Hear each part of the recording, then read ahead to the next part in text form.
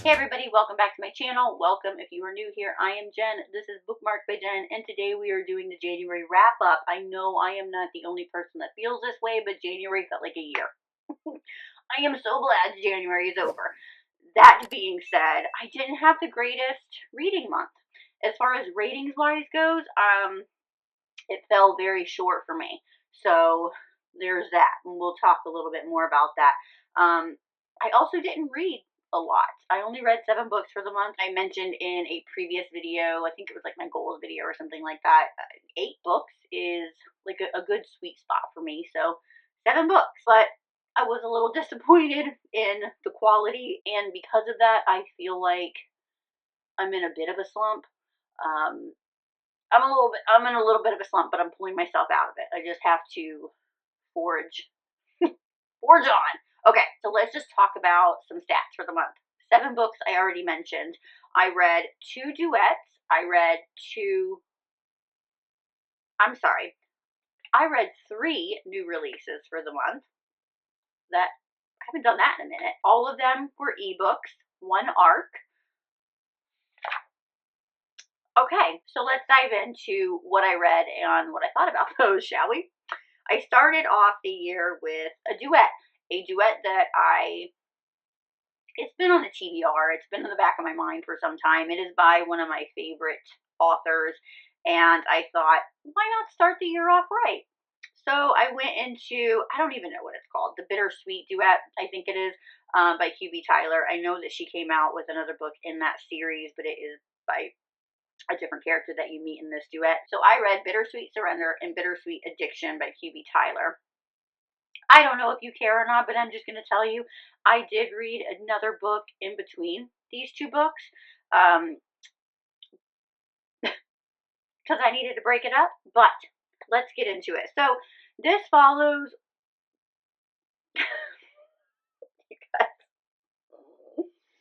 I love QB Tyler.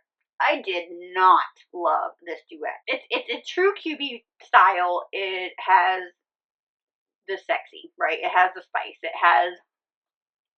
It is QB Tyler. Like it really is. And I love her for that. I did not like these characters. I struggled. I think I probably would have DNF'd if it wasn't for it being QB Tyler. And just because like I was insanely curious about if, how, why, when any of this would turn around for me. We follow Will and Charlotte, but we also have another player in the midst, and that is Matt. And Matt just so happens to be Charlotte's husband.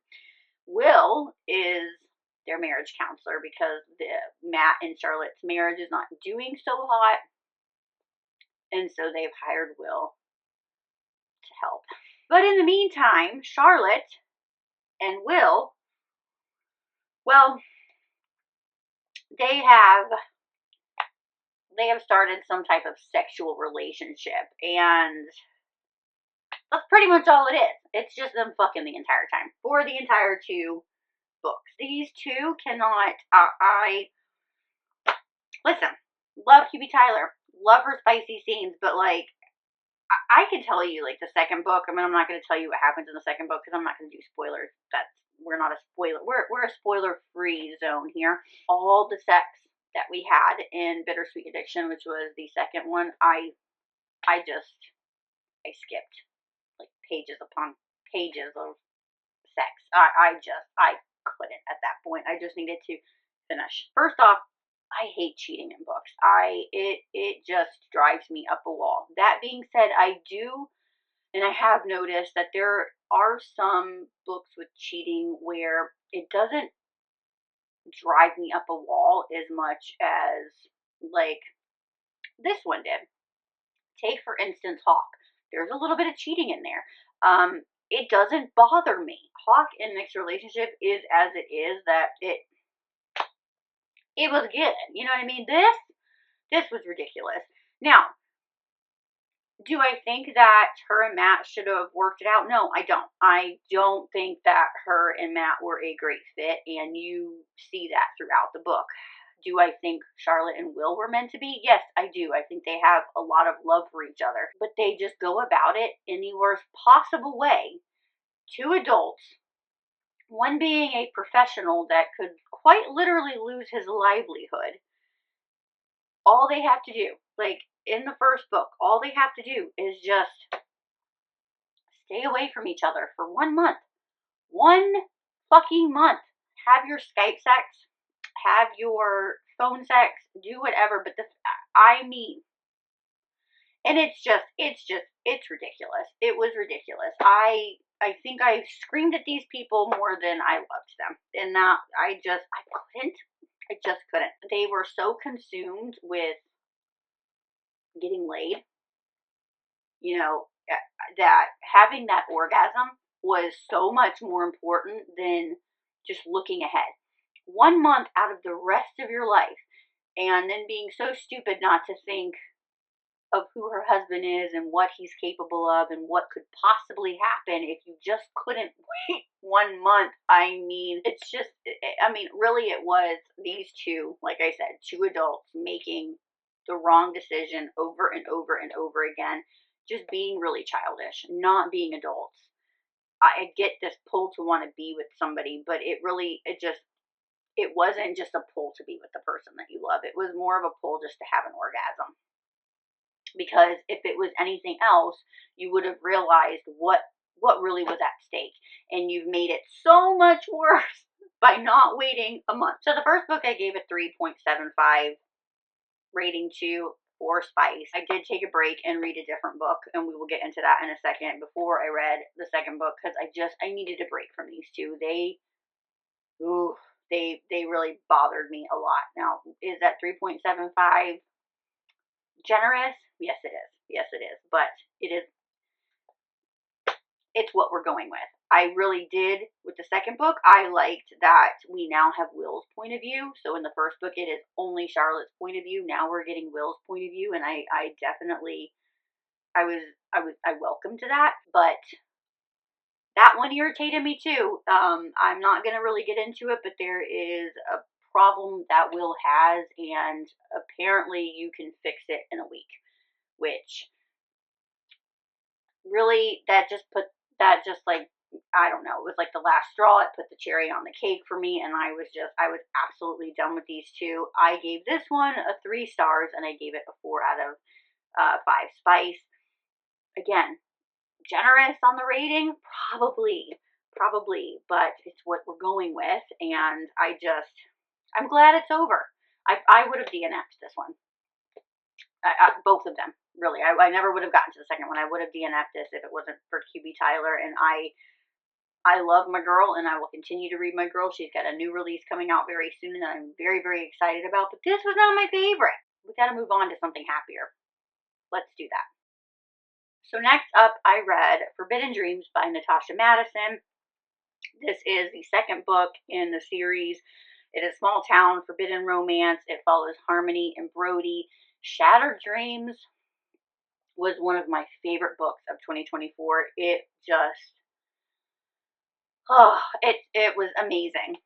This was also amazing, but it wasn't Shattered Dreams amazing. This one, there's not a bit. It is insta-love, which you guys know I'm not a huge fan of. I think it was done okay, and I say that because I didn't realize the timeline until I was like a little bit further in the book. I thought more time had passed when it hadn't, and so when I realized within a week their relationship had moved to like DEFCON 5, I was like, oh shit, that's really fast. That's a little bit more than insta love. That's just instant family. So there's that. Because I say that because Harmony has a child. Now, we meet Harmony in Shattered Dreams. Kind of. She's like on the cusp of the story. You heard about her, but she is attached to the Cartwrights, which are a family that this town Basically, they kind of think that they run the town, these Cartwrights, and they have a lot of money, they have a lot of influence, but they're not the best family. And you learn that from Shattered Dreams. I'm not giving any spoilers away, but you get a little bit more of this family because Harmony is estranged from her husband, who is a Cartwright. And so she was in the family when a lot of the stuff in Shattered Dreams went down as well. And so Brody, being Autumn's brother from Shattered Dreams. Is this making any sense? I hope so.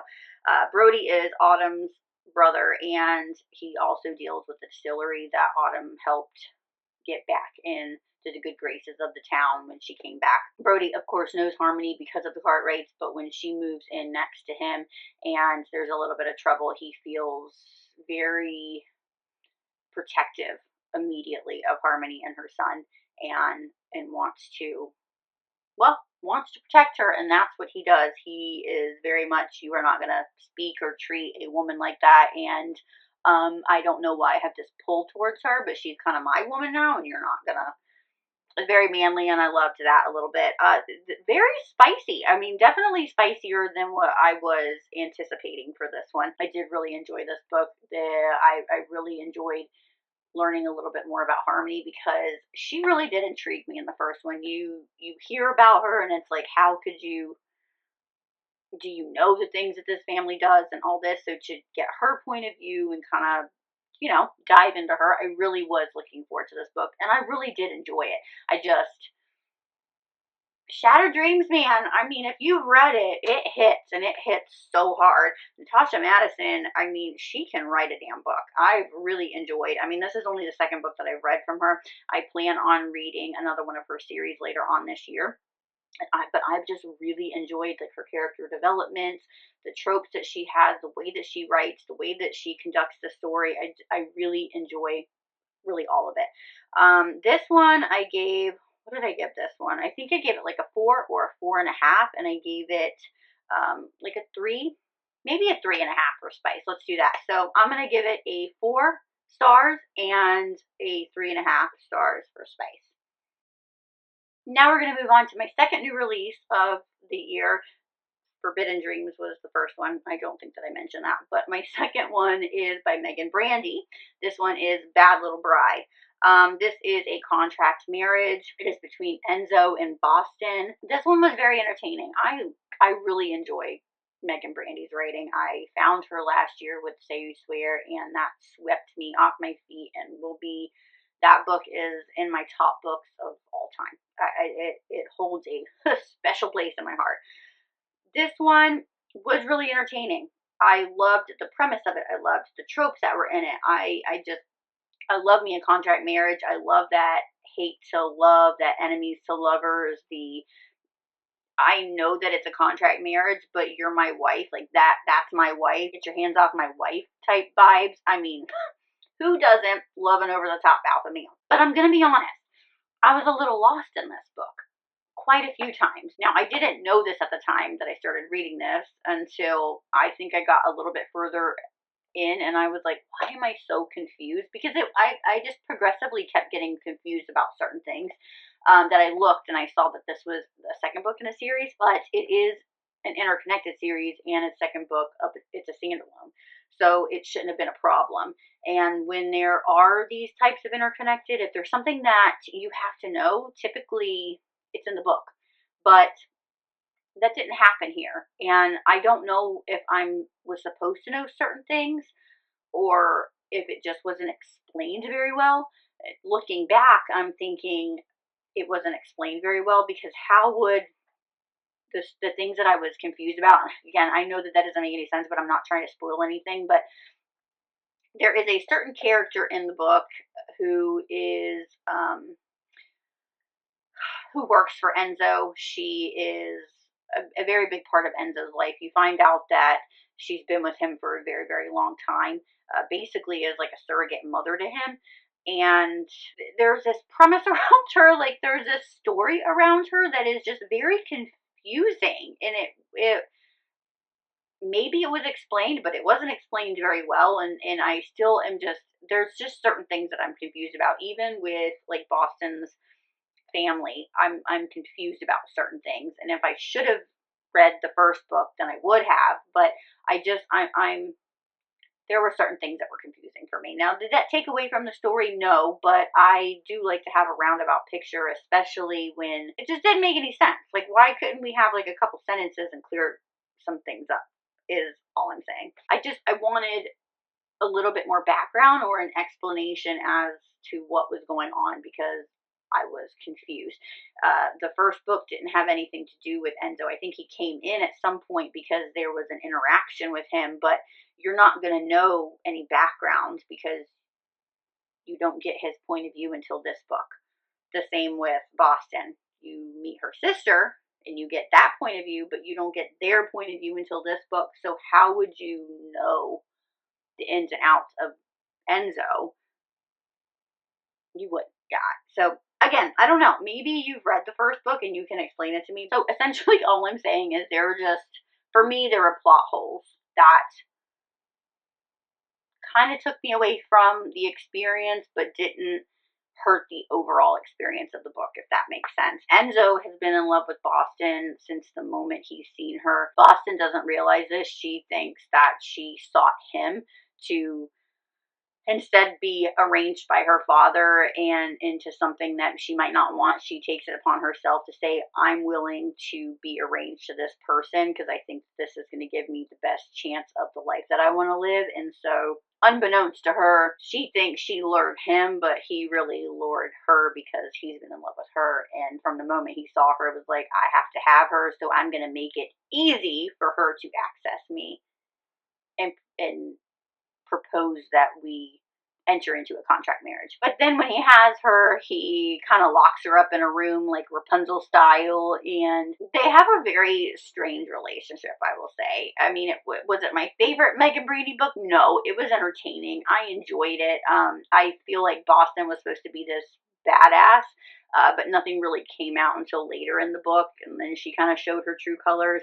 But I mean, overall, I think it was a good read. So I gave this one like a 3.75 or a 4 stars. I gave it a 2 stars for spice. Moving on to my third and final new release of the month, which also happened to be an arc, which also happened to be my favorite read of the month. And this book, I guarantee you, will be in my top of the year already. So, I mean, there's my win right there. I might have not had the greatest reading month of January. January was not my greatest reading month, but I read a 5-star book. I would give it more stars if I could. Let's just get into it. It's Irreversible by Jennifer Hartman and Shelley St. Clair. I've been waiting for this one. The fact that I got the arc so I could read it early, I was so excited. I was a little butthurt that you couldn't pre-order this book. Like, you couldn't order it. You could pre-order the ebook. Let me say that. You could pre-order, but not the paperback. Now, this one, I don't know if you can, yep, look at that. You can see it. So this one came a little damaged.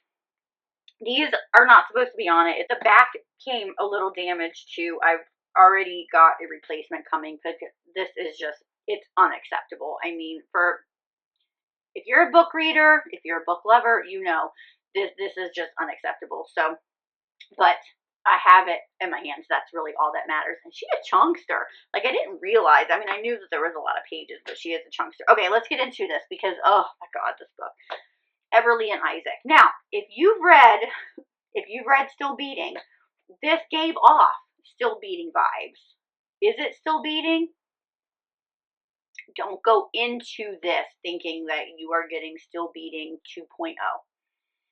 That's not what this is. Yes, you have two people trapped by a madman, but that is where the similarities stop, because these two, yes, are kidnapped. Everly has been kidnapped for 2 years when Isaac is captured and thrown in the room next to her. They never see each other. It's through a wall that they are able to talk. And Everly, like I said, has been there for 2 years and has watched numerous people. I say watched, but clearly she can't see. So watched, listened to several people come into this room. She talks to them. She gets to know them. She eases their mind. And then she watches them leave, and they don't leave because they're going to go home. They are killed. Everly is just trying to survive as best she can because she has been the only one to survive, and now she has Isaac, who is this extremely grumpy character who just really is just mad at life and mad at circumstances, and not everything has gone right. But again, he this is thick. I gotta put this down. He's a cop. He's a detective. Like, so he has seen the worst of the worst. He's also lost his sister, and so in trying to find out what happened to her, he ends up finding Everly. And when he meets Everly, I say this because they don't meet, but when he meets Everly, he knows who she is because he worked on this case. So he knows who she is. Even when he doesn't want to get to know her, she pushes her way in. And their relationship, the way it builds through a wall, how she like scratches herself under his skin and becomes a part of him, and he doesn't even realize that he is allowing her in, and allowing her in a way that she is a part of him. It's such a beautiful story, and you get so much of them locked in these rooms, and you never know when. Well, Everly can't explain to Isaac when your time is up. Like, there is no length of time. It's just when your time is up, your time is up. I can't give you what not to do. I don't know how I've survived, but I have, and I'm here, and I will help you as much as I can. And I need somebody, because the people that are in that room are the only people that have been keeping Everly sane. How she has not like completely lost her fucking mind in this place is beyond me, and I give her so much kudos for that. And then we have Everly out in the world again. How that happens is for you to read and find out, but watching her reclaim her life again and be able to take control of her decision making again, because her decisions, what she's done, everything in the past 2 years that she's been hidden and kidnapped and in this room is all for survival. Now she is on the outside and she can survive however she wants. She can make those decisions. I just there's like, I mean, read my review of this. There's just, I mean, like, how do you encompass this book? I don't know how people do it. It was a phenomenal read. It was unlike anything that I've read before. Like, you can definitely tell that Jennifer and Shelley took their time with these characters. The character development was so immense.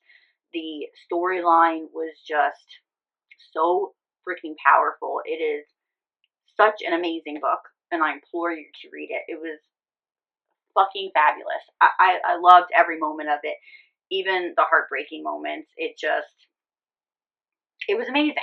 5 stars. I gave it a 2.5, 3 stars for spice. Please read this. My last 2 books for the month are the other duet that I read. It is I always forget what this is called. Broken Hearts Academy by C.R. Jane. So you have Heartbreak Prince and Heartbreak Lover. It follows, who does it follow? It follows Jackson and Everly. Another Everly. I did not mean for that to happen either. It just was a coincidence. This is like a contemporary romance, bully romance. They're in college. They're in high school. They're in high school. I'm sorry. Yeah. Wasn't a fan of that. I'm not a huge fan of an entire, like the entirety of a book set in high school anymore. I mean, those characters seem to be a little, I mean, they're childish because they're children. So, even though adults can be really stupid, you tend to have whatever. So, but they are at this academy. It's a Rutherford Academy. It's like a scholarship. It's kind of, I mean, there is a college attached to it. So you can only go like your junior year, and then you roll into college there. So it is, yes, they are in high school, but it's set in a college. Okay. Anyway, this follows Jackson and Everly. It also follows Caden, who is Jackson's twin brother. They are fraternal twins, so not identical. And they are kind of opposite. So one has black hair, one has blonde, one is looks a little darker, one is like the golden god. These three have been best friends since the twins moved to the town that they grew up in. They kind of took Everly under their wing because she is just prone for people to pick on and bully. And so with them around, she wasn't getting bullied. As they get older, they both kind of fall for her, and she has to choose one. And when she chooses one, and then it says it on the back of the book or whatever, but when she chooses one, she loses both of them. Now, there is a plot twist. Did I see the plot twist coming? Yes. I don't think that it is supposed to be something that you're not supposed to figure out. Maybe. I don't know. Or I just read a lot of fucked up books. But I figured it out. I figured it out pretty quickly what was going to happen. Even the secondary plot twist at the very end, I kind of figured out what was going to happen so that we could snowball into the second book. Here's the thing with this one. The first one was setting everything up. Really enjoyed that one because you get to see the background of how they became friends and where the turn kind of happened for them. But here's another thing, like Everly, she has got the worst luck, like on the planet. She has got to be the unluckiest human being. If something is going to happen, it is going to happen to her. She is a prone for bullies. Honestly, it was like one thing after another. It was like a snowball effect. If something was going to happen, it was going to happen to her. Things were going, I mean, this poor girl. At that point, I think in my life, I would have just said, I need to wash my hands of this, and I need to go just be me somewhere else. Start over fresh and leave all this bullshit behind me. But she's in love, and she must persevere through, apparently. I gave the first one a 4 stars. For Spice, I think I gave it like a 1. The second one, I gave a 3 stars to. I gave it 2 stars for Spice. It was just over the top, but not in the over the top that we typically like. I love the Pucking Wrong. Is it the Pucking Wrong? Pucking Wrong series by C.R. Jane. I think those men, over the top, alpha, possessive, they're hilarious. This was not that. This was something else. Everly just really irritated me. The woe is me. Now, did she go through some crazy things? Yes. And I have so much emotion and so much, I mean, I feel for this girl. I really do. But at some point, you either need to fight, like become Alana Myers, or you need to just give up and go on. And if you're gonna stay and fight, then you need to stay and fight. It was just too much.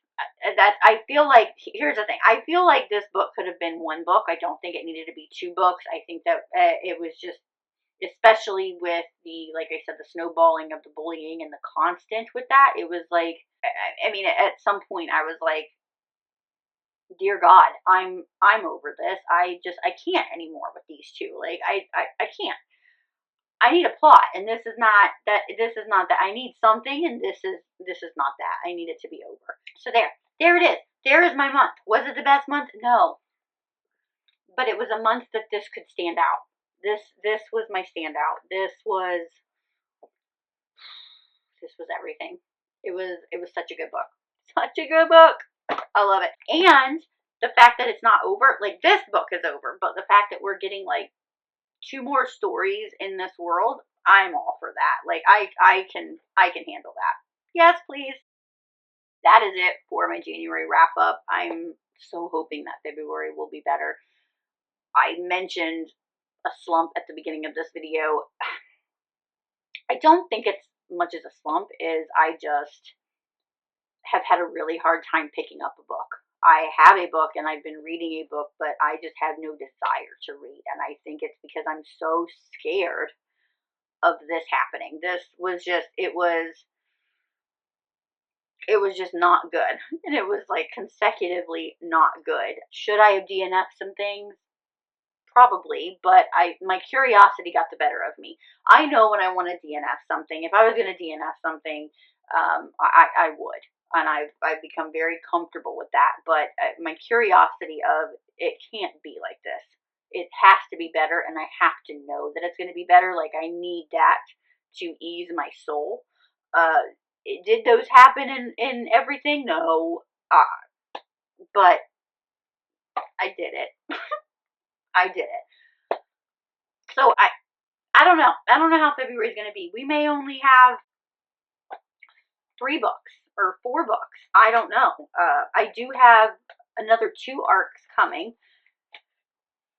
So we'll see. I don't know. I'll talk to you in February. Let me know how your January went. Hopefully it went better than mine. Did you have a standout book? Did you have a book that just didn't cut it for you? Give me all the details down below. I really like to hear about your month. Make it better than mine. And I will catch you on my next video. But until then, happy reading. Bye.